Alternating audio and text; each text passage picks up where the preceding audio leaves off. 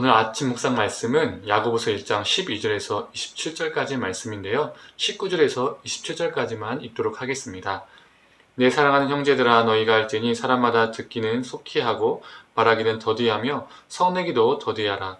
사람이 성내는 것이 하나님의 의를 이루지 못함이라.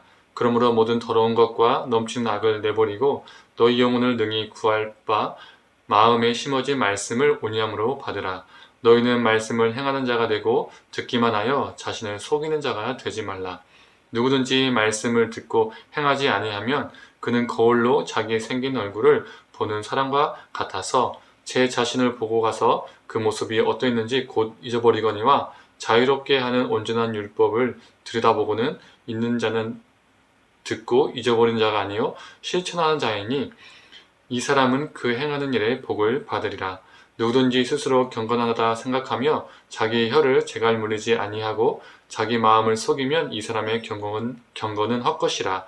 하나님 아버지 앞에서 정결하고 두려움이 없는 경건은 곧 고아와 과부를 그 환난 중에 돌아보고 또 자기를 지켜 세속에 물들지 아니하는 그것이니라. 아멘.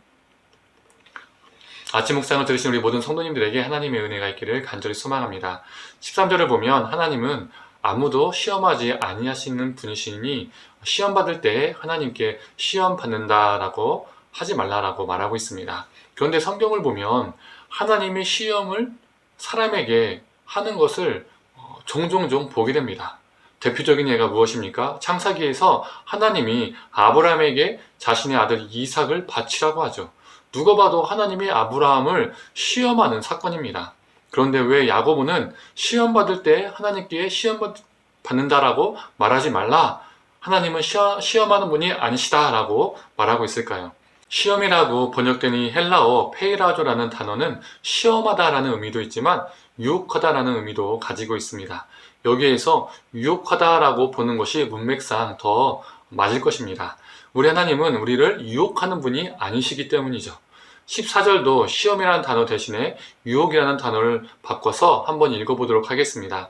오직 각 사람이 유혹받는 것은 자기 욕심에 끌려 미혹됨이니 욕심이 잉태한 즉 죄를 낳고 죄가 장성한 즉 사망을 낳느니라. 사람은 욕심 때문에 유혹을 받습니다. 그리고 죄를 짓게 되죠. 그 죄는 우리를 사망에 이르게 합니다. 그 욕심들은 땅의 것, 아래의 것들이죠. 그래서 야고보는 16절에 내 사랑하는 형제들아 속지 말라라고 단호하게 말합니다. 땅의 것들이 너의 인생을 책임져 줄 것처럼 보여지고 여겨져서 욕심을 부리며 사는데 그 거짓에 속지 말고 이렇게 말하며 아래가 말고 위를 바라보며 위에 더 좋은 것이, 위로부터 오는 것이 더 좋은 것이 있음을 말해주고 있습니다. 그게 뭘까요? 바로 하나님의 말씀입니다. 우리 믿는 자들이 유혹에서 죄에서 벗어날 수 있는 유일한 방법은 오직 하나님의 말씀밖에 없습니다. 특히 이 야고보는 하나님의 말씀을 듣고 거기에서 멈추는 것이 아니라 행하며 살라라고 강력하게 권면을 하고 있습니다. 말씀을 듣고 행하지 않는 사람은 자신을 속이는 자라라고 야고보는 말하고 있죠. 왜 그럴까요?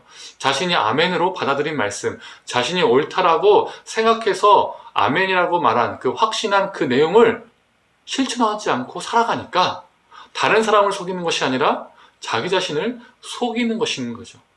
우리는 여기에서 우리 자신을 돌아볼 필요가 있습니다. 우리가 수없이 입술로 내뱉은 그 아멘이라는 화답들, 우리가 진정 얼마나 행하며 살고 있는가라는 것이죠. 너무나 가벼운 고백은 아니었는가?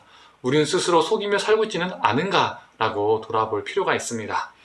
야고보서는 참된 경건은 하나님 성경 말씀을 엄청 읽고 엄청 듣고 이러한 자가 아니라 말씀을 행하는 자임을 말하고 있습니다. 그리고 그 말씀을 행하며 사는 사람의 그 경건한 삶이 무엇인지 두 가지의 삶을 이야기하고 있습니다.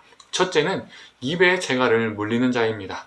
거룩한 하나님의 말씀을 진실되고 진리된 하나님의 말씀을 듣고서 또 아멘 아멘 하면서 실제 삶 속에서는 자신의 입술에서 거짓과 속임이 또 폭력적인 말들이 넘쳐나는 사람들이 그 당시에도 있었던 것입니다. 다른 자가 경건한 자가 아니라 자신의 혀에서 거짓과 불의, 폭력적인 것이 제어된 자가 경건한 자이고 하나님의 말씀대로 살아가는 자입니다.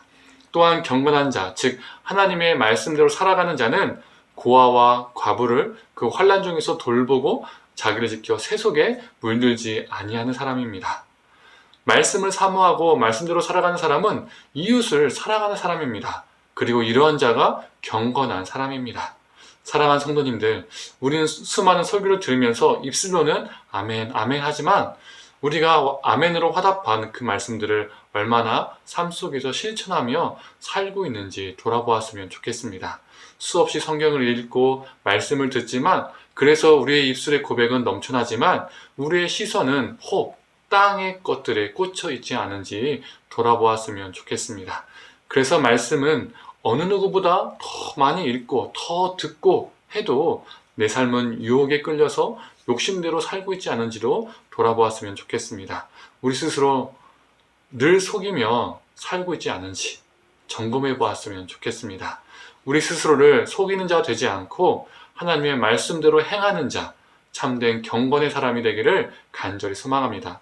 우리의 입술에서는 거짓과 속음이 넘쳐나는 것이 아니라 사랑과 섬김의 말이 넘쳐나는 자, 우리의 손과 발로 삶으로 우리의 이웃을 섬기는 참된 경건의 사람이 되기를 간절히 소망합니다. 함께 기도하겠습니다.